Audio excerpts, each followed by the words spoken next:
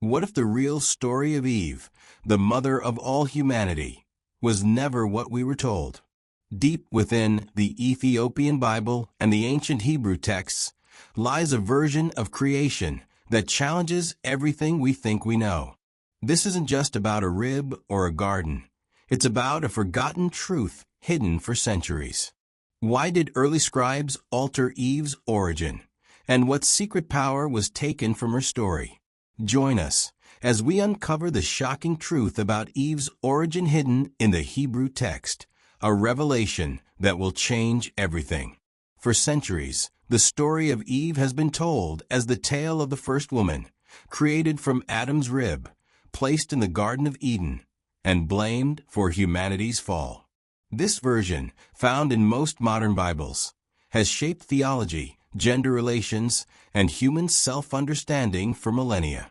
But what if the story we know is not the full truth? What if ancient texts, especially the Ethiopian Bible and the original Hebrew scriptures, reveal a far more complex and shocking origin for Eve? When we turn to the ancient Ethiopian Bible, one of the oldest and most complete scriptural collections in the world, and compare it with early Hebrew manuscripts, we begin to uncover a different narrative. A narrative that suggests Eve was not merely a secondary creation, nor a passive companion, but rather a divine being with wisdom, purpose, and power deliberately diminished through translation and theology. This is the story that was hidden, the forgotten truth about Eve's real origin. 1. The lost layers of creation. In the standard Genesis story, Eve appears in Genesis 2, created from Adam's rib to be his helper. Yet, in the earlier Hebrew texts, the language used is far more nuanced. The word rib, tsila, can also mean side, part, or even chamber.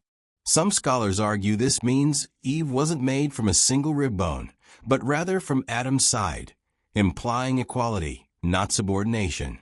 In fact, the ancient text could just as easily read that God divided Adam into two living beings, male and female, suggesting that Eve was not a separate creation, but the other half of an original divine unity.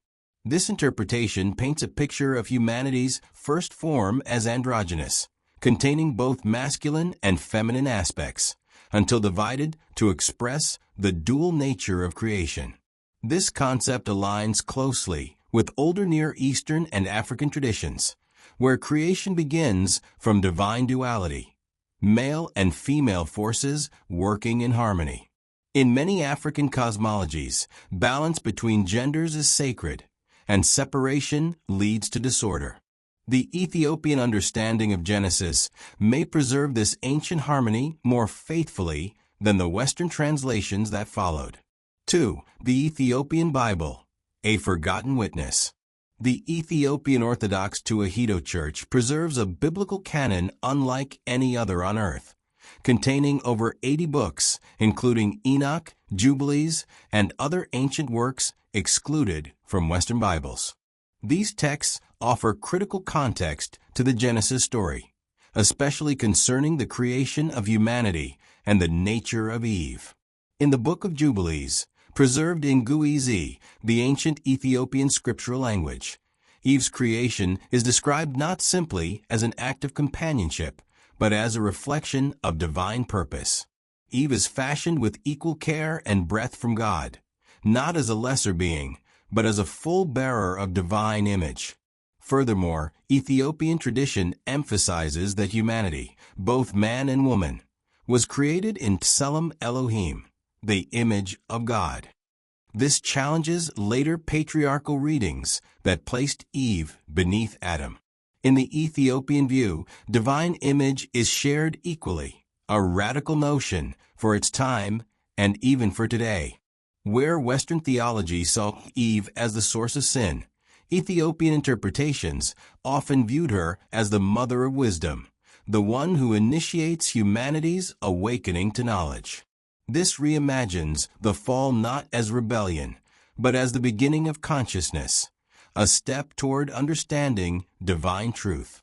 3. Eve, the divine feminine, and the hidden name.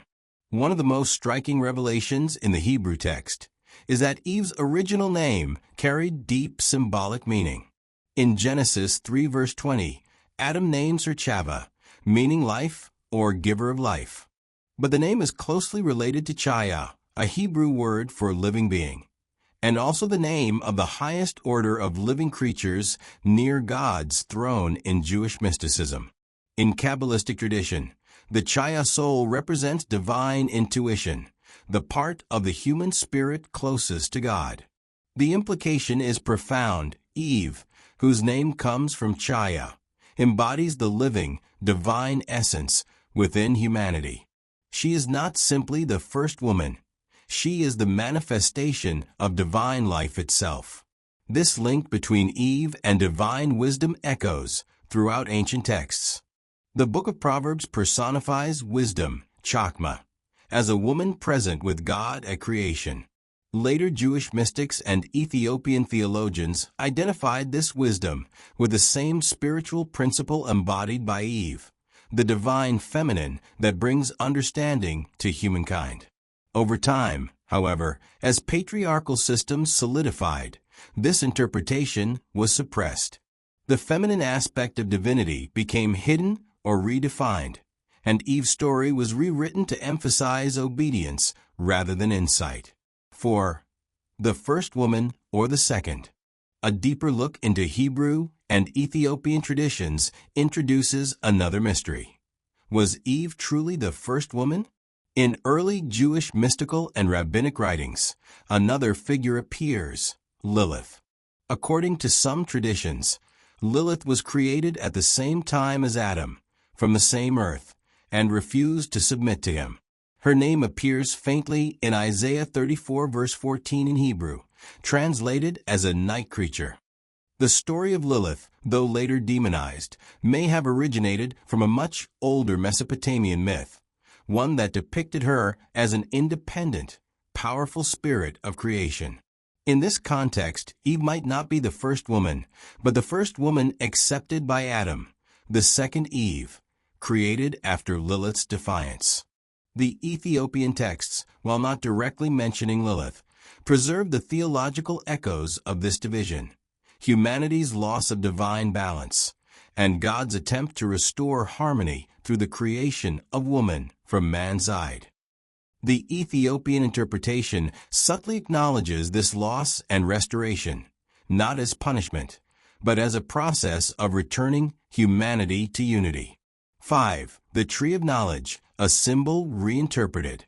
In the Ethiopian tradition, the story of the Tree of Knowledge carries a profoundly different tone.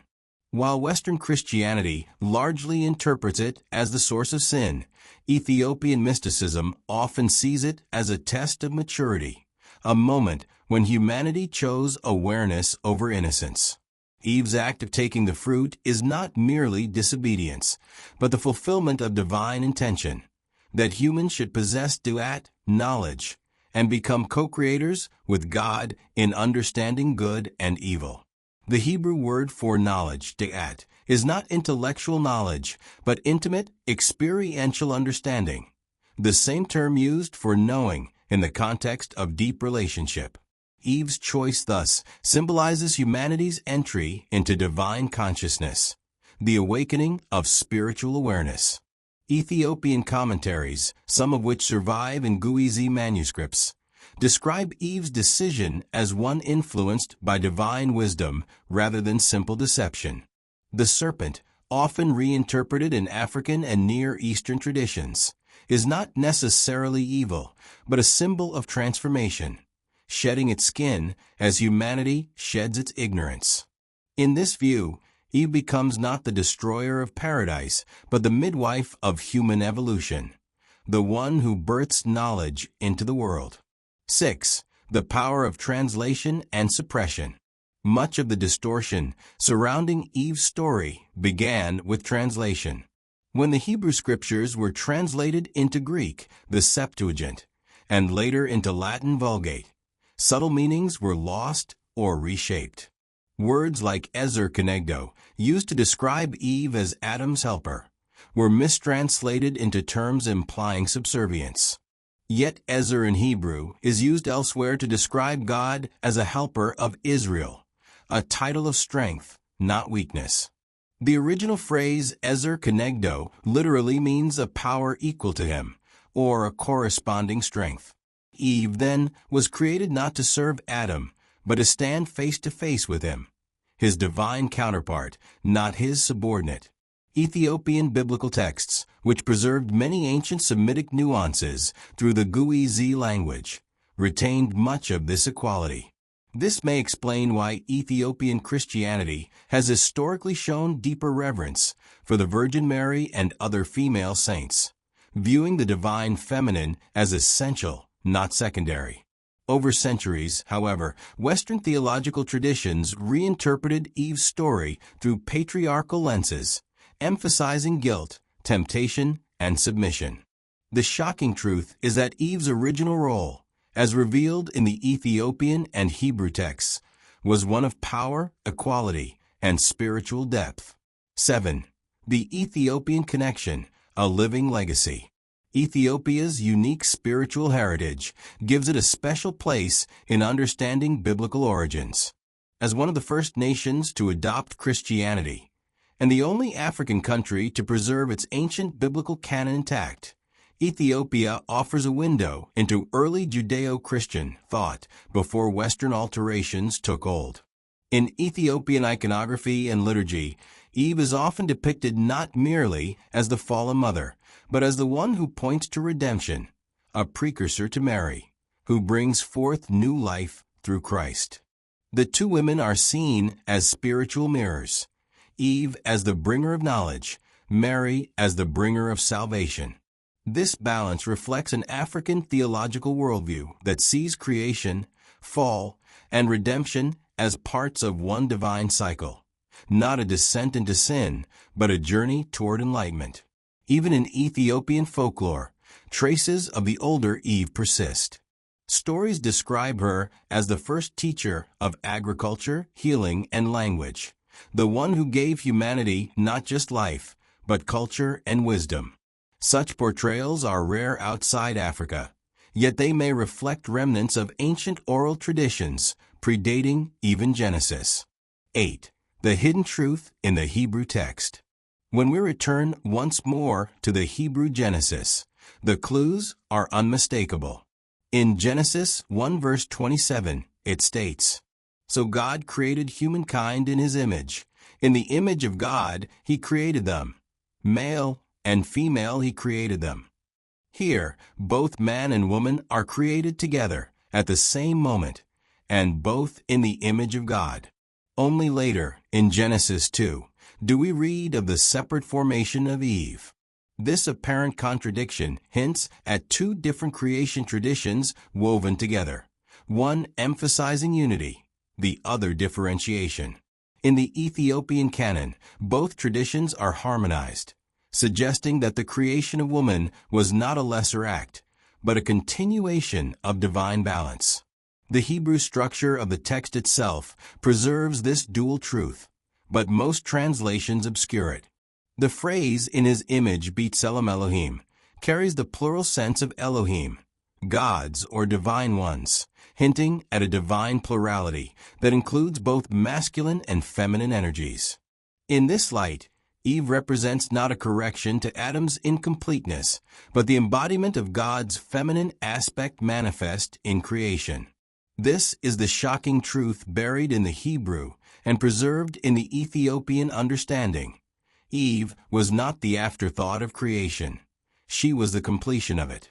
9. Reclaiming the forgotten wisdom. To rediscover Eve's true story is to rediscover something about ourselves. Humanity's ancient texts, especially those preserved in Ethiopia, remind us that the divine is not divided by gender, and that knowledge, once considered dangerous, was always meant to awaken us.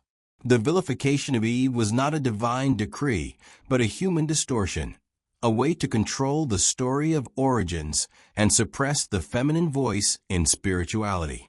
But that voice still echoes through the Ethiopian Bible, through the Guizi manuscripts, and through the wisdom traditions that survived colonial and theological erasure. Reclaiming Eve means reclaiming balance between man and woman, body and spirit, innocence and knowledge. It means seeing creation not as a fall from grace, but as a journey into awareness. The story hidden in the Hebrew text and preserved in the Ethiopian canon is one of liberation, not condemnation. It tells us that the divine spark is shared equally, that wisdom and life are feminine powers as much as masculine ones, and that the path back to Eden is not through denial of knowledge, but through understanding it. For thousands of years, the story of Eve has been told in pulpits, classrooms, and homes across the world. She is known as the first woman, the one who came after Adam, the one who took the forbidden fruit, the one who brought humanity into sin. But what if this story is incomplete? What if the real Eve, the first woman, was not created to be lesser, not meant to live in Adam's shadow, but was in fact divine from the beginning? Beneath layers of translation, theology, and cultural distortion, the ancient Hebrew texts and Ethiopian scriptures preserve a version of Eve's origin that reveals a profound truth. Eve was not a mere creation. She was revelation. She was the living breath of God made visible, the reflection of divine wisdom, and the mother of all consciousness. This is the revelation of the first woman, a journey into the forgotten spiritual heritage of humanity's first being, a story hidden in the oldest sacred writings and rediscovered through the lenses of Hebrew mysticism and Ethiopian theology. 1. The hidden layers of creation. In the book of Genesis, as most people read it today, Eve's creation is described briefly. God causes Adam to sleep, takes one of his ribs, and forms the first woman. This story, simple on the surface, has been interpreted for centuries as evidence of Eve's secondary nature, that she was made after man, from man, and for man. Yet, in the original Hebrew text, the story reads very differently. The word translated as rib is tzila, which also means side, half, or part. Some Hebrew scholars suggest that Eve was not created from a single bone, but from Adam's entire side, implying an equal division, not a lesser derivation. In this light, Adam and Eve were two halves of one original being, separated to express divine duality in physical form. This echoes ancient mystical traditions, including early Jewish and Ethiopian interpretations, where creation began as unity that split into complementary forces. The masculine and feminine were not opposites in conflict, but partners in creation, each carrying divine essence. The separation was symbolic, not hierarchical. When Genesis says, "Male and female he created them," Genesis 1 verse 27, it hints at this deeper truth, that humanity's first form was a being of dual nature, embodying both masculine and feminine principles. Eve, then, is not a later addition to the story of creation, but its completion. She is the moment when divine unity becomes visible in diversity. 2. The breath of God. The Hebrew word for breath, ruach, means both breath and spirit. When the text says that God breathed into Adam the breath of life, it describes the infusion of divine spirit into matter. But what of Eve? The Ethiopian Book of Jubilees, an ancient text preserved in the Ethiopian Bible, but excluded from the Western canon, offers an intriguing clue. It describes God forming Eve with the same care from the same elements, and breathing into her the same spirit of life. There is no distinction between the divine energy animating man and woman. In the Ethiopian understanding, Eve is not derivative. She is a vessel of the same breath of God.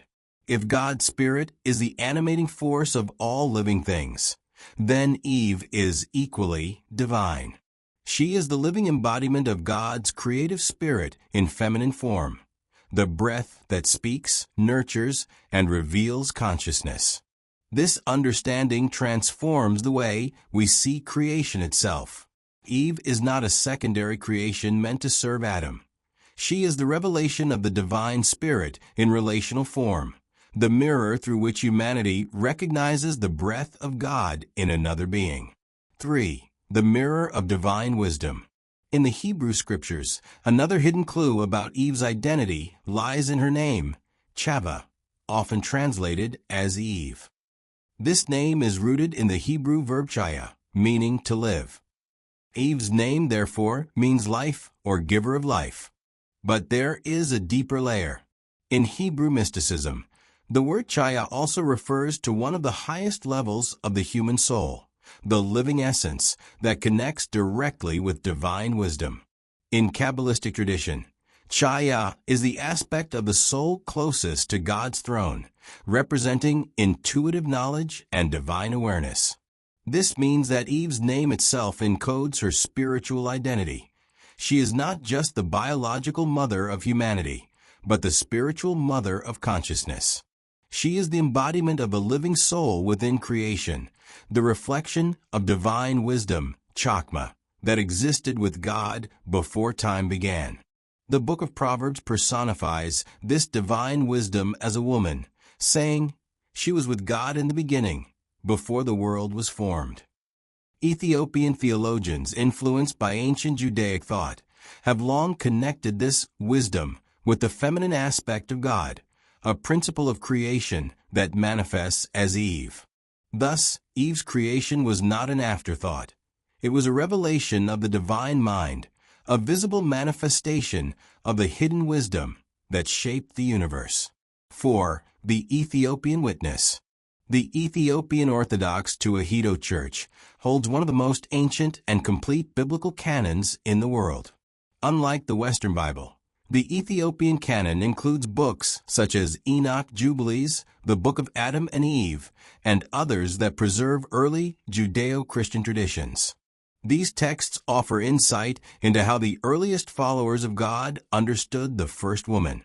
In the conflict of Adam and Eve with Satan, an ancient Ethiopian text, Eve is portrayed not as naive or foolish, but as courageous and spiritually aware. She mourns deeply after the fall, repents, and prays with divine understanding. She even receives visions and comfort from angels.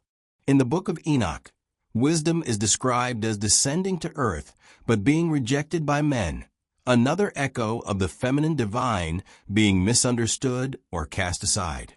Yet in Ethiopian spirituality, this descent of wisdom is celebrated as the movement of God's Spirit into the world, and Eve represents that descent.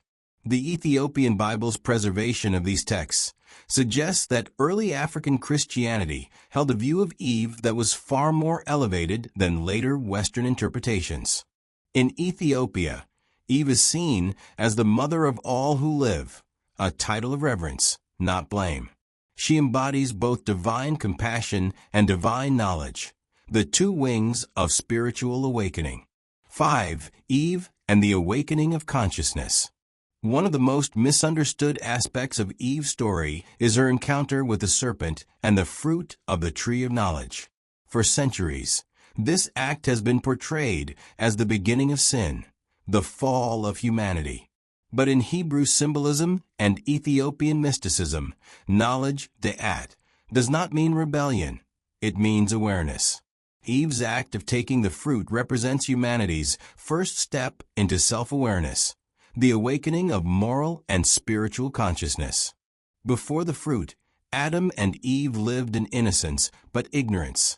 After it, they gained understanding of good and evil, light and darkness, life and death. This mirrors ancient initiation rites found in African spiritual traditions, where the first act of knowledge symbolizes the soul's transition from childlike simplicity to mature understanding. Eve's choice, then, was not simply disobedience, it was destiny. She was the vessel through which divine consciousness entered the human experience. The serpent, often demonized in later interpretations, was a symbol of transformation, a creature that sheds its skin to renew itself. In many African and Near Eastern traditions, The serpent represented wisdom and rebirth. By engaging with it, Eve fulfilled her divine role as the revealer of hidden truth. Thus, Eve's so-called fall was in reality the birth of consciousness, the moment when humanity began its journey toward divine knowledge. 6. The suppression of the sacred feminine. As human civilization developed, so did systems of power, political, religious, and patriarchal. Over centuries, Eve's story was reshaped to support male-dominated hierarchies. The woman who once symbolized divine wisdom was transformed into the symbol of temptation and weakness. Translation played a major role in this distortion. In Hebrew, the phrase describing Eve as Adam's helper is ezer kenegdo, literally a power equal to him. Yet when translated into Greek and Latin, this became helper or assistant, subtly lowering her status. In the original language, Eve was meant to be a counterpart of equal strength, not a subordinate. This mistranslation became theological dogma, shaping attitudes toward women for centuries. But the Ethiopian and Hebrew perspectives, largely preserved outside Western influence, retained the original sense of balance. In the Ethiopian Christian tradition, the divine feminine remains honored. Mary, the mother of Jesus, is not seen merely as a vessel, but as Theotokos, God-bearer. This reverence traces back to the ancient view of Eve as life-giver and wisdom-bearer. The feminine aspect of God, expressed through Eve, through wisdom, and through Mary, remains central in Ethiopian spirituality. Reclaiming Eve's divine role is therefore more than rewriting history. It is restoring balance to humanity's understanding of the sacred. 7. Eve and the balance of creation. Creation, in its essence, is a story of balance between heaven and earth, spirit and matter, masculine and feminine. When Eve was brought forth, it was not to serve Adam, but to complete creation. Without her, the divine reflection was incomplete. In ancient African and Hebrew cosmologies, balance, ma'at in Egyptian thought, shalom in Hebrew, is the highest expression of divine order. When balance is broken, as when the feminine is suppressed, creation itself suffers disharmony. Eve's revelation reminds us that true spiritual growth requires both wisdom, the feminine principle, and will, the masculine principle. One, without the other, leads to imbalance. In this sense, the fall of humanity was not the result of Eve's mistake, but the consequence of misunderstanding her role. When Adam and Eve were divided, humanity lost its sense of inner wholeness, the union of spirit and matter, reason and intuition. The path back to Eden is therefore not about reversing Eve's choice, but about reintegrating the divine feminine she represents. 8. The revelation of the first woman. So, what is the revelation of the first woman? It is the unveiling of what was hidden, that Eve was divine from the beginning. The Hebrew scriptures call her Chava, life. The Ethiopian texts call her mother of all living. The mystics call her wisdom made flesh. Together, they reveal a truth long buried by translation and theology. Eve was not created after God's image in man. She was God's image in woman. She embodies the divine breath, the inner wisdom, the power to nurture, create, and awaken. She is not the cause of humanity's downfall, but the catalyst for its enlightenment. Eve's story is our story. We, too, carry within us the divine breath, the Ruach Elohim, and the spark of living wisdom that seeks to know itself. When we see Eve as divine, we see ourselves as divine. When we honor her, we restore balance to creation. 9. Rediscovering the divine within. In reclaiming the truth about Eve, we reclaim our own forgotten divinity. Every human being, regardless of gender, carries within them both masculine and feminine energies, the power to act and the wisdom to understand. The revelation of the first woman invites us to reunite these forces within ourselves. The ancient Hebrew and Ethiopian scriptures whisper the same message.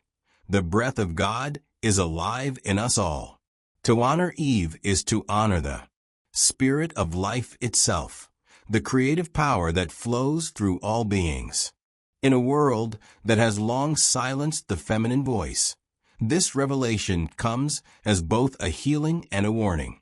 The suppression of wisdom leads to blindness. The denial of life's sacred balance leads to destruction. But to remember Eve, the divine first woman, is to awaken once more to harmony, compassion, and truth. 10. The living breath. The shocking truth about Eve's origin is that she was never meant to be seen as lesser. She was divine from the beginning. She is the living breath of God, the mirror of divine wisdom, and the mother of all consciousness. Her revelation teaches us that creation was never about hierarchy, but about harmony. The first woman was not made to serve the first man. She was made to reveal the divine within humanity. Through her, the Spirit became flesh, wisdom became visible, and life began to know itself. The story of Eve, when restored to its ancient meaning, is not a tale of sin. It is the first chapter of enlightenment. To rediscover Eve is to rediscover God's image in every woman, every man, and every breath of life. She is not the fallen one. She is the awakened one. And through her, we remember who we truly are. Divine beings, born from the same breath that gave life to the first woman. Eve's story is far deeper than we ever imagined. A tale of divine wisdom, power, and mystery buried beneath layers of translation and time. The Ethiopian Bible and Hebrew texts reveal a truth that challenges how we see humanity's beginning and the sacred feminine itself. If this knowledge was hidden, what else lies forgotten in ancient scripture? Don't let the story end here. Share this video, subscribe for more hidden revelations, and join us as we continue uncovering the lost truths of our spiritual past. The journey to understanding Eve and ourselves has only just begun.